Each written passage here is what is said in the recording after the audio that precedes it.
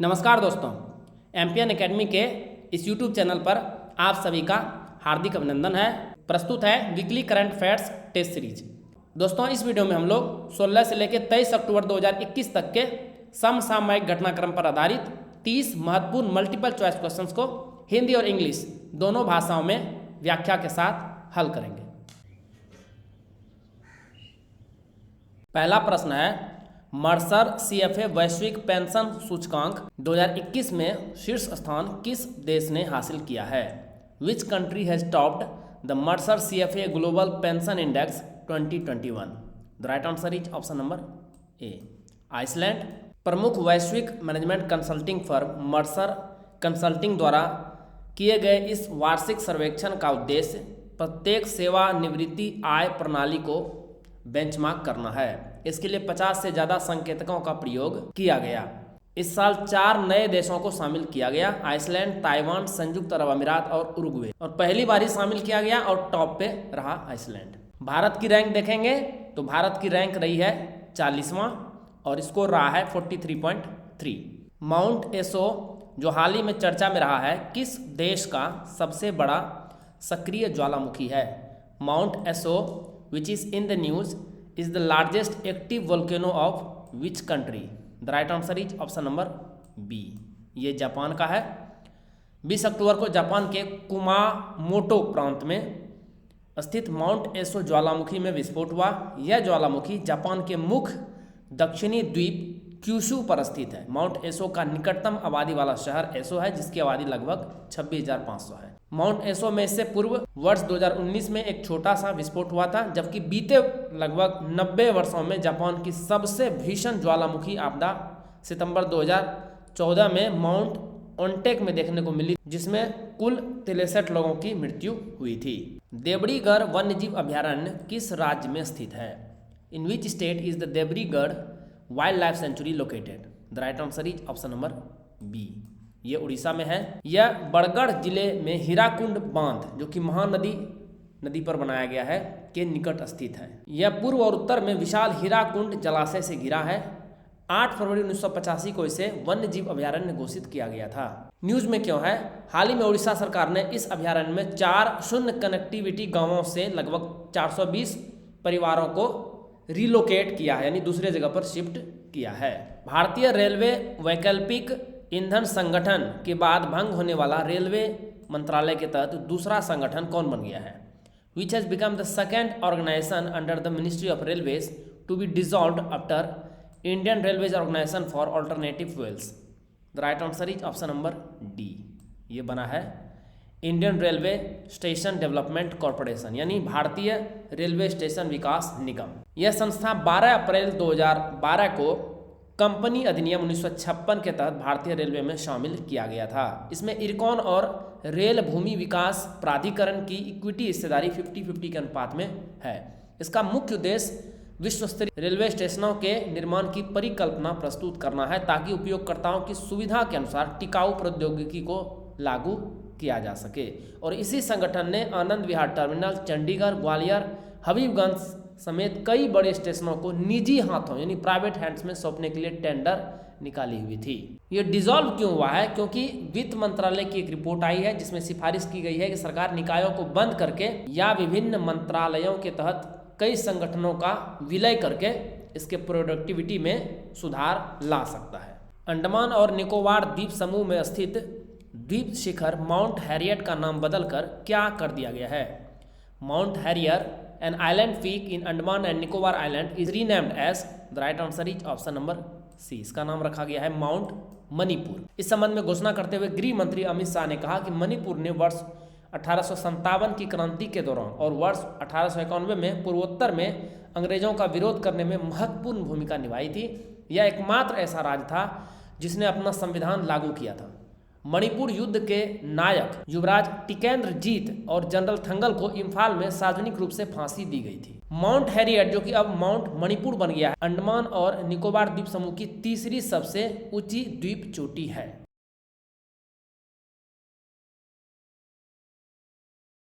दोस्तों, 67वीं BPSC prelims की date आ गई है। परीक्षा 23 जनवरी 2022 को होगी। वैसे तो शुरू में ये परीक्षा अक्टूबर में होने वाली थी 2021 में, लेकिन डेट बढ़कर जनवरी हो गई है। तो अब साल भर के करंट अफेयर्स से काम नहीं चलेगा, आपको 14 महीने का करंट अफेयर्स स्टडी करना पड़ेगा, क्योंकि 66वीं बीपीएससी में प्रश्न अक्टूबर 2020 तक के ही आए थे।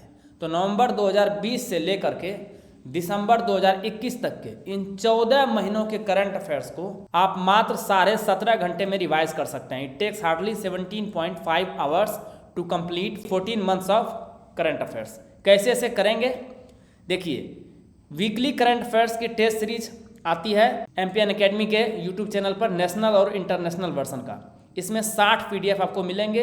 एक पीडीएफ को रिवाइज करने में आपको 6 मिनट का लगभग समय मिलेगा, तो 360 मिनट का समय इसमें लग जाएगा, यानी 6 घंटे। मंथली करंट अफेयर्स हिंदी में शॉर्ट नोट्स आती है, नेशनल और इंटरनेशनल वर्जन का इसकी वीडियो रिलीज नहीं होती है, ये पीडीएफ के रूप में ही आपको मिलेगा।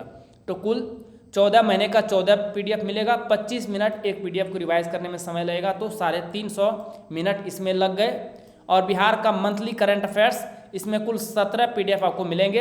एक पीडीएफ को रिवाइज करने में 20 मिनट, कुल 340 मिनट। सबको जोड़ेंगे तो केवल 17.5 घंटे लगेंगे आपको weekly current affair test series, monthly current affair short notes और बिहार मंथली करंट अफेयर्स, ये तीनों अच्छे से रिवाइज हो पाएगा। ये कितना ऑथेंटिक है इससे आप देख सकते हैं कि weekly current affair test series से 19 प्रश्न 66वीं बीपीएससी प्रीलिम्स में आ चुके हैं, मंथली करंट अफेयर से 7 प्रश्न और बिहार मंथली करंट अफेयर से 10 प्रश्न 66वीं बीपीएससी प्रीलिम्स में आ चुके हैं। तो कुल 36 प्रश्न टैली हुआ है। तो ये कितना रिलायबल है और ऑथेंटिक है इससे आपको पता चलेगा। दोस्तों, ये पीडीएफ आपको मिलेगा कैसे? ये पीडीएफ मिलेगा संपूर्ण व्याख्या के साथ, फुल डिस्क्रिप्शन के साथ। केवल आपको एक बार 600 रुपये का पेमेंट करना है। बैंकिंग डिटेल दिया गया है, प्रियंका कुमारी के नाम से अकाउंट है, IFSC कोड, अकाउंट नंबर सभी दिया हुआ है। पेटीएम, फ़ोनपे, UPI एक ही नंबर है, 7366005556 एक ही नंबर है। गूगल पे पे नाम हालांकि अलग है, निशा रानी के नाम से अकाउंट है, नंबर सेम है। आपको करना क्या है? ट्रांजैक्शन के स्क्रीनशॉट को टेलीग्राम नंबर, सेम नंबर है, इसी नंबर पे भेज देना है। आपको pad group MPN academy premium में ऐड कर दिया जाएगा टेलीग्राम पर, और वहीं पर आपको पीडीएफ मिलना शुरू हो जाएगा। कई बार टेलीग्राम पे नंबर सर्च करने में मुश्किल होती है, मिलता नहीं है, तो 91 आप शुरू में लगाएंगे इस नंबर के पहले, तो आपको ये नंबर दिख जाएगा। फिर भी यदि परेशानी होती है तो व्हाट्सएप पे सेम नंबर से अकाउंट है, वहाँ भी संपर्क कर सकते हैं, स्क्रीनशॉट वहाँ भी शेयर कर सकते हैं। आयुध निदेशालय समन्वय और सेवाएं के पहले महानिदेशक के तौर पर किसे नियुक्त किया गया है? Who has been appointed as the first Director General of the Directorate of Ordnance Coordination and Services? The right answer is option number A, E.R. Sheikh, यही है। इनका पूरा नाम है इजाजुर रहमान शेख। आयुध निदेशालय समन्वय और सेवा आयुध निर्माण बोर्ड यानी ऑर्डिनेंस फैक्ट्री बोर्ड की समाप्ति के बाद एक नवनिर्मित इकाई है। E.R. शेख 1984 बैच के एक भारतीय आयुध निर्माणी सेवा यानी IOFS अधिकारी हैं। रक्षा मंत्रालय के अनुसार आयुध निदेशालय आयुध निर्माण बोर्ड का उत्तराधिकारी संगठन है। भारत सरकार ने 1 अक्टूबर 2021 को आयुध निर्माणी बोर्ड को भंग कर दिया था और इसकी समग्र संपत्ति प्रबंधन कर्मचारियों को 7 नव स्थापित रक्षा सार्वजनिक क्षेत्र के उपक्रमों में स्थानांतरित कर दिया था। केंद्र सरकार के निर्णय के मुताबिक देश भर में 41 कारखानों को रक्षा सार्वजनिक क्षेत्र के 7 नए उपक्रमों में बदला जाना है। अमेरिकी अंतरिक्ष एजेंसी नासा ने किस ग्रह के ट्रोजन क्षुद्र ग्रहों का पता लगाने हेतु 12 वर्ष के मिशन पर लूसी नामक एक अंतरिक्ष यान लॉन्च किया है? US space agency NASA has launched a spacecraft named Lucy on a 12-year mission to detect Trojan asteroids of which planet? The right answer is option number D, Brihaspati यानी Jupiter. यही है ये अंतरिक्ष यान लूसी। इस अंतरिक्ष यान को फ्लोरिडा के कैप केनावेरल स्पेस स्टेशन से एटलस 5 रॉकेट पर 16 अक्टूबर 2021 को लॉन्च किया गया। इस मिशन का नाम एक पूर्व मानव पूर्वज के एक प्राचीन जीवाश्म के नाम पर लूसी रखा गया है, जो कि इतनी लंबी यात्रा करने वाला पहला सौर संचालित अंतरिक्ष यान बन जाएगा और यह बृहस्पति ग्रह पर कुल 8 क्षुद्र ग्रहों का निरीक्षण करेगा। लूसी सर्वप्रथम 2025 में मंगल और बृहस्पति के बीच मुख्य बेल्ट में डोनाल्ड जोहानसन नामक क्षुद्र ग्रह पर पहुंचेगा। 4 साल का समय लगेगा पहुंचने में। यूनाइटेड किंगडम में आयोजित प्रतिष्ठित कैम्ब्रिज पेट्रोल अभ्यास में सैनिकों के किस समूह ने स्वर्ण पदक जीता है? Which troops has won the gold medal in the prestigious Cambridge patrol exercise held in United Kingdom? The right answer is option number D, Gorkha Rifles Frontier Force. ये भारतीय सेना का प्रतिनिधित्व करने वाली 5वीं battalion 4-5/4 Gorkha Rifles Frontier Force है, जिसे 13 से 15 अक्टूबर 2021 तक वेल्स यूके में आयोजित कैम्ब्रिज पेट्रोल अभ्यास में स्वर्ण पदक से सम्मानित किया गया है। इसे तकरीबन 40 वर्ष पूर्व वेल्स प्रादेशिक सेना के सैनिकों के एक समूह द्वारा स्थापित किया गया था, जिन्होंने कैम्ब्रिज पर्वत पर लंबी दूरी की मार्चिंग की सुविधा हेतु इसे एक प्रशिक्षण कार्यक्रम के रूप में स्थापित किया था। निम्नलिखित में से कौन FATF यानी अक्टूबर 2021 की ग्रे लिस्ट में शामिल होने वाला एक नया देश नहीं है? Which of the following is not a new country to be included in the grey list of FATF October 2021 edition? The right answer is option number D. Pakistan नया देश नहीं है, बल्कि ये तीनों नया देश है, माली, टर्की और जॉर्डन। पाकिस्तान को जून 2018 में FATF ने निगरानी सूची में रखा था। इसे अक्टूबर 2019 तक पूरा करने के लिए कार्य योजना सौंपी गई थी, लेकिन इसे पूरा करने में विफल रहने के कारण यह FATF की निगरानी सूची में ग्रे लिस्ट में बना हुआ है। इतना ही नहीं, इस बार इनके दोस्त तुर्की को भी झटका लगा है। FATF ने कश्मीर मुद्दे पर पाकिस्तान का साथ देने वाले तुर्की को भी ग्रे लिस्ट में रख दिया है। तुर्की को मनी लॉन्ड्रिंग और आतंकवाद के वित्त पोषण से निपटने में कमियों के चलते ग्रे लिस्ट में शामिल किया गया है। तुर्की के अतिरिक्त जॉर्डन और माली को भी इस नए ग्रे सूची में शामिल किया गया है, जबकि बोत्सवाना और मॉरिशस को इस सूची से हटा दिया गया है। राष्ट्रीय अनुसंधान विकास निगम NRDC का नया अध्यक्ष और प्रबंध निदेशक किसे नियुक्त किया गया है? Who has been appointed as the new chairman and managing director of national research development corporation NRDC? The right answer is option number B, ये है अमित रस्तोगी। इससे पहले कमोडोर अमित रस्तोगी 5 साल के लिए एकीकृत मुख्यालय रक्षा मंत्रालय में इलेक्ट्रिकल इंजीनियरिंग के निदेशक और 2 साल के लिए नौसेना डॉकयार्ड में अतिरिक्त महाप्रबंधन टेक सेवाओं के निदेशक थे। NRDC की स्थापना भारत में साल 1953 में विभिन्न राष्ट्रीय अनुसंधान एवं विकास संस्थानों में विकसित प्रौद्योगिकी को विकसित करने और बढ़ावा देने में मदद करने हेतु की गई थी। आप कमेंट सेक्शन में लिखिए कि यह जो संस्था है राष्ट्रीय अनुसंधान विकास निगम, यह किस मंत्रालय के अंतर्गत आता है? गरीब आदिवासी परिवारों के लिए मुख्यमंत्री राशन आपके द्वार योजना किस राज्य में लॉन्च किया गया है? मुख्यमंत्री Rashan Aapke Dwar scheme has been launched for the poor tribal families in which state? The right answer is option number D, Madhya Pradesh में। यह योजना निर्वाचन आचार संहिता वाले जिलों को छोड़कर शेष जिलों के आदिवासी विकास खंडों में नवंबर 2021 से लागू की जाएगी। योजना के तहत 16 जिलों के 74 विकास खंडों के 7,511 गाँवों के आदिवासी परिवारों को लाभ मिलेगा। गाँवों में वाहन के माध्यम से राशन सामग्री का वितरण किया जाएगा। यह योजना राज्य के दिव्यांग, वृद्ध एवं शारीरिक रूप से अक्षम लोगों के लिए भी महत्वपूर्ण होगी, जिन्हें प्राय दुकान से राशन सामग्री प्राप्त करने में चुनौतियों का सामना करना पड़ता है। लंबी लाइनों के कारण गरीबों को प्राय अपनी आजीविका से भी हाथ धोना पड़ता है उस दिन। किस अमेरिकी पूर्व राष्ट्रपति ने हाल ही में अपना social media platform Truth launch करने की घोषणा की है? Which US former president has recently announced the launch of his social media platform Truth? The right answer is option number B, Donald Trump. देखिए यहाँ ट्रंप है और यहाँ ट्रूथ है, दोनों मिलता जुलता नाम है, याद रखने में आसानी होगी। डोनाल्ड ट्रंप ने ट्विटर और फेसबुक के बैन नहीं हटाने पर अपना खुद का सोशल मीडिया नेटवर्क बनाने का घोषणा किया है। अमेरिका में चुनाव के बाद बड़े स्तर पर हिंसा फैली थी। इस प्लेटफॉर्म का नाम ट्रूथ सोशल होगा।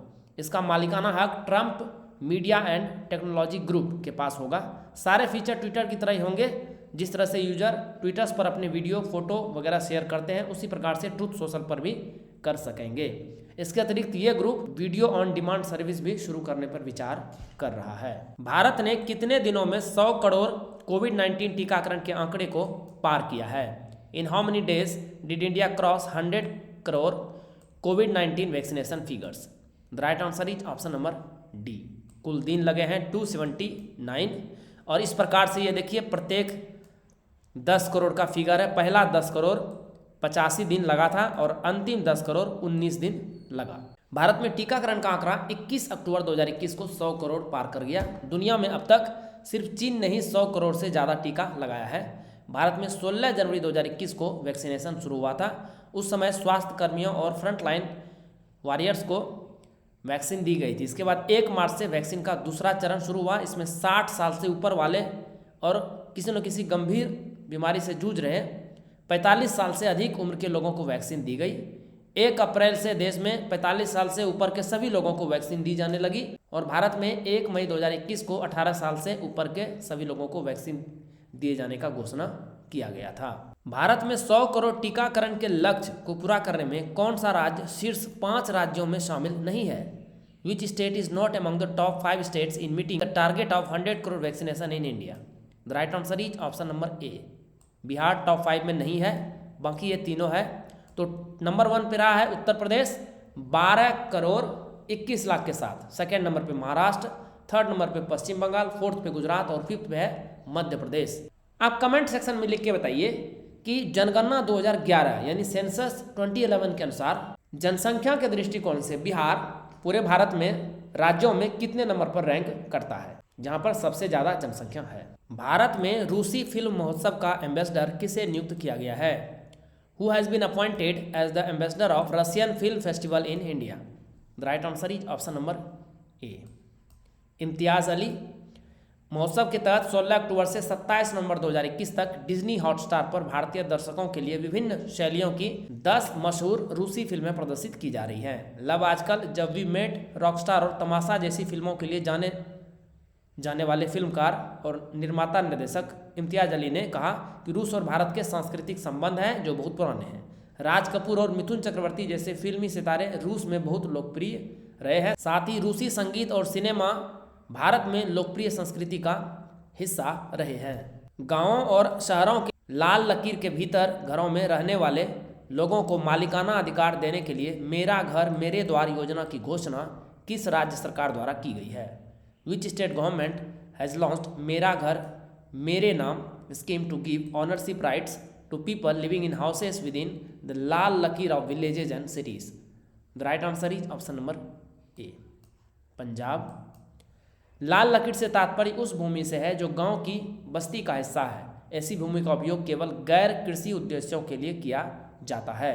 यह योजना वंचित और जरूरतमंद तबके के लोगों सहित सभी लोगों को बहुत आवश्यक सहायता प्रदान करेगी। पंजाब के एनआरआई की प्रॉपर्टी पर कब्जा रोकने और प्रॉपर्टी एनआरआई के नाम से ही रहे, इसे लेकर जल्द ही पंजाब सरकार एक्ट लाएगी।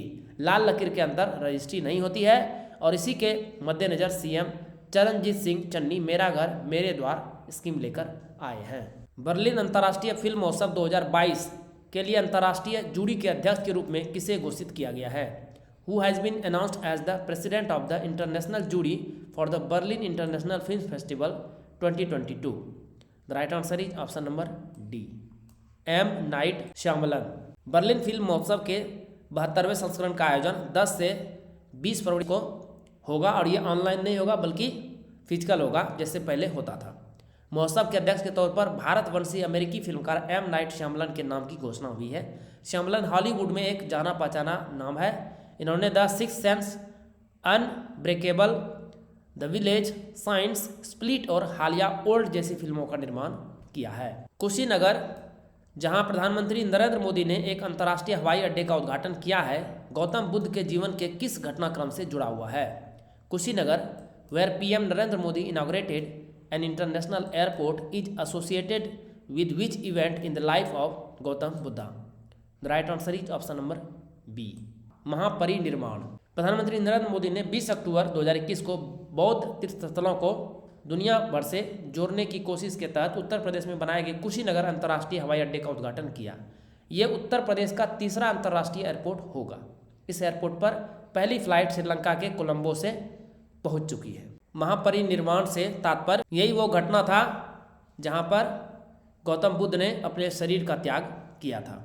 लद्दाख निवासी प्रमाण पत्र प्राप्त करने वाली कारगिल की पहली महिला कौन बन गई हैं?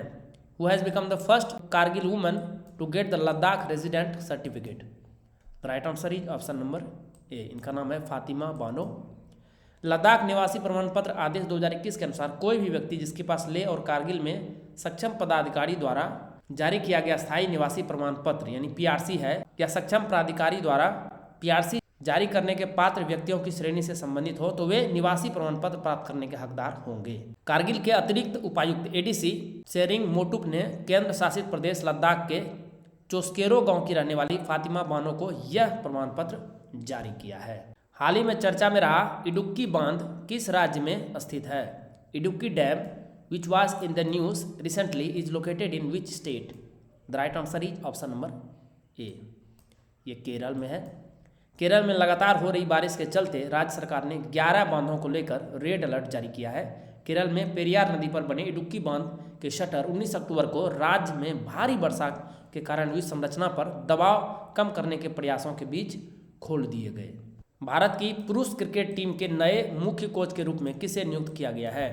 Who is appointed as the new head coach of the men's cricket team of India? The right answer is option number B, Rahul Dravid. Rahul Dravid T20 world cup 2021 के बाद टीम इंडिया के कोच बने। राहुल द्रविड़ को 2 साल का अनुबंध दिया गया है, यानी ये करार साल 2023 ODI विश्व कप तक चलेगा। इन्हें 10 करोड़ रुपये वेतन के बतौर मिलेगा।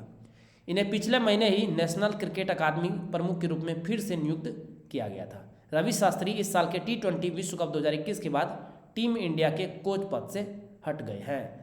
रवि शास्त्री साल 2017 में पहली बार टीम इंडिया के कोच बने थे। शास्त्री के कार्यकाल में भारत एक भी ICC ट्रॉफी नहीं जीत पाया है। प्रधानमंत्री फसल बीमा योजना का मुख्य कार्यपालक अधिकारी यानी CEO किसे नियुक्त किया गया है? Who has been appointed as the new chief executive officer CEO of Pradhan Mantri Fasal Bima Yojana? The right answer is option number B, इनका नाम है रितेश चौहान। वरिष्ठ अधिकारी रितेश चौहान को कृषि और किसान कल्याण विभाग के तहत प्रधानमंत्री फसल बीमा योजना और संयुक्त सचिव कृषि के मुख्य कार्यकारी अधिकारी CEO के रूप में नियुक्त किया गया है। चौहान का कार्यकाल 22 सितंबर 2023 तक का होगा। आप कमेंट बॉक्स में लिखिए कि प्रधानमंत्री नरेंद्र मोदी द्वारा किस वर्ष प्रधानमंत्री फसल बीमा योजना लॉन्च की गई थी? T20 में 300 मैचों में कप्तानी करने वाले दुनिया के पहले खिलाड़ी कौन बन गए हैं? Who has become the first player in the world to captain 300 matches in T20? The right answer is option number C, MS Dhoni. Mahendra Singh Dhoni ने चेन्नई सुपर किंग्स की तरफ से इंडियन प्रीमियर लीग यानी IPL फाइनल में 15 अक्टूबर 2021 को एक विशिष्ट रिकॉर्ड अपने नाम पर जोड़ा। ये क्रिकेट के सबसे छोटे प्रारूप T20 में 300 मैचों में कप्तानी करने वाले दुनिया के पहले खिलाड़ी बन गए हैं। धोनी ने साल 2006 में T20 में पदार्पण किया और साल 2017 से वह भारत तथा IPL में कप्तानी का जिम्मा संभाल रहे हैं। इन्होंने जिन 300 मैचों में कप्तानी की है इसमें से 177 में जीत मिली है, जबकि 118 मैच में इन्हें हार मिली है, यानी जीत का आंकड़ा परसेंटेज ज़्यादा है।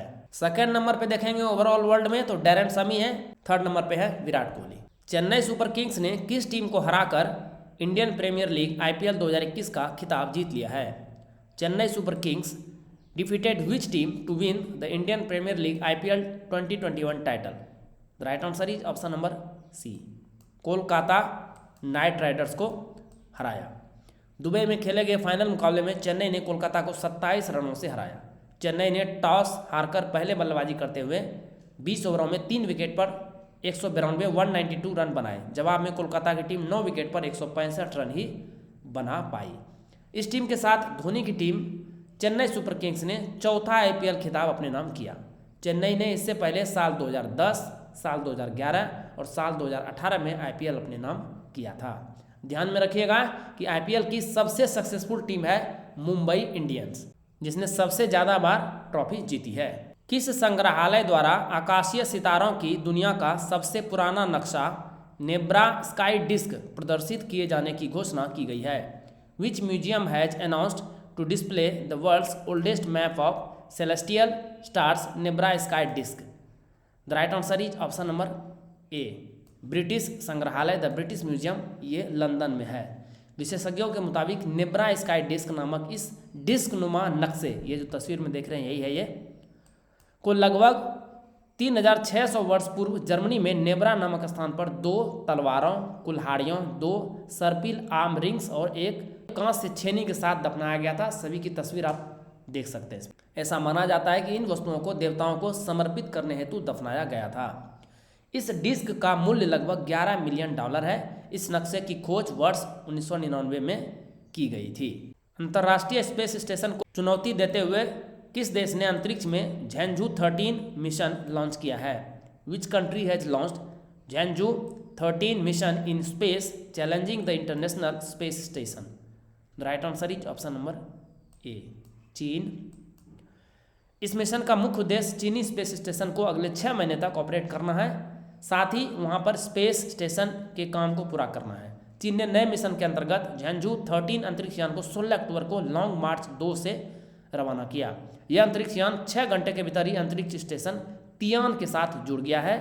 यह चीन के इतिहास में अंतरिक्ष का सबसे लंबा मानव अभियान है। वांग यापिंग अंतरिक्ष केंद्र में जाने वाली चीन की पहली महिला अंतरिक्ष यात्री बनी हैं। इनके साथ में 2 और पुरुष अंतरिक्ष यात्री भी साथ में गए हैं। किस भारतीय परियोजना ने क्लीन आवर एयर कैटेगरी में इको ऑस्कर पुरस्कार जीता है? Which Indian project has won eco Oscar award in the clean our air category?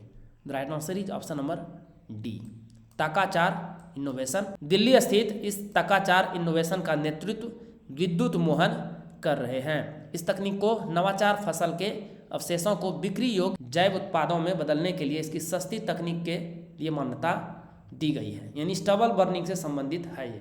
इसने धुएं के उत्सर्जन में 98% की कमी की है। इस प्रकार यह हवा की गुणवत्ता में सुधार करने के लिए बहुत ही उपयोगी है। Eco Oscar prince William duke of Cambridge और प्रसिद्ध ब्रिटिश इतिहासकार डेविड एटनबरो द्वारा 2020 में स्थापित एक पर्यावरण पुरस्कार यानी अर्थ शॉट पुरस्कार है, जिसे 2021 से 2030 तक 5 विजेताओं को प्रतिवर्ष प्रदान किया जाएगा। रोजगार बाजार 2.0 नामक पोर्टल किस राज्य या केंद्र शासित प्रदेश द्वारा लॉन्च किया जा रहा है?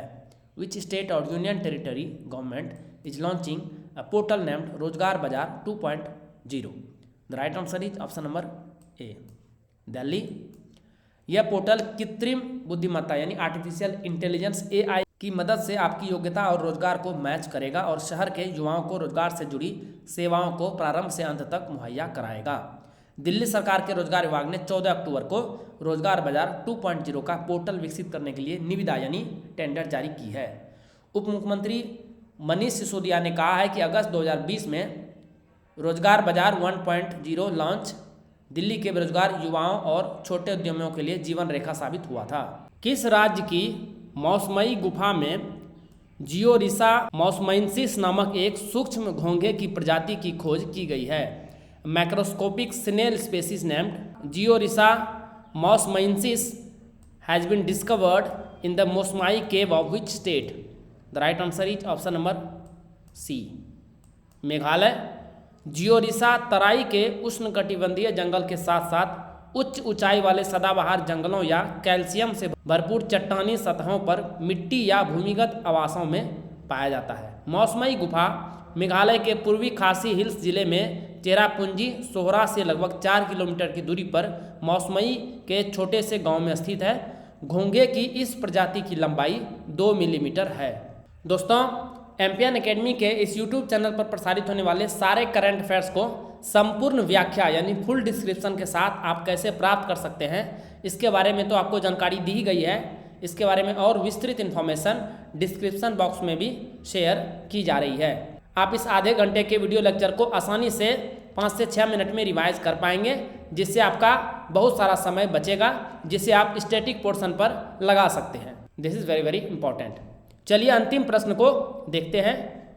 किस देश की राजधानी खार्तूम में पूर्ण नागरिक सरकार की मांग को लेकर हजारों लोग एक साथ सड़कों पर उतर आए हैं? Khartoum is the capital of which country where thousands of people have come together on the streets demanding full civilian government? The right answer is option number A, Sudan. Sudan पूर्वोत्तर अफ्रीका का एक देश है। यह मध्य अफ्रीकी गणराज्य चाड, मिस्र, Eritrea, Ethiopia, Libya, दक्षिण सूडान और लाल सागर से घिरा हुआ है। देश के भविष्य को लेकर सैन्य जनरलों और सूडान के लोकतंत्र समर्थक समूहों के बीच संबंध काफ़ी खराब हो गए हैं। सूडान पर वर्ष 2019 से एक अंतरिम नागरिक सैन्य सरकार का शासन है। इस सेना ने लंबे समय से कायम निरंकुश शासन उमर अल बशीर को उनके शासन के 4 महीने के बड़े जन विरोध के बाद अप्रैल 2019 में हटा दिया था। दोस्तों वीडियो देखने के लिए बहुत बहुत धन्यवाद। Please write down your score in the comment section. All the best for your exam preparations.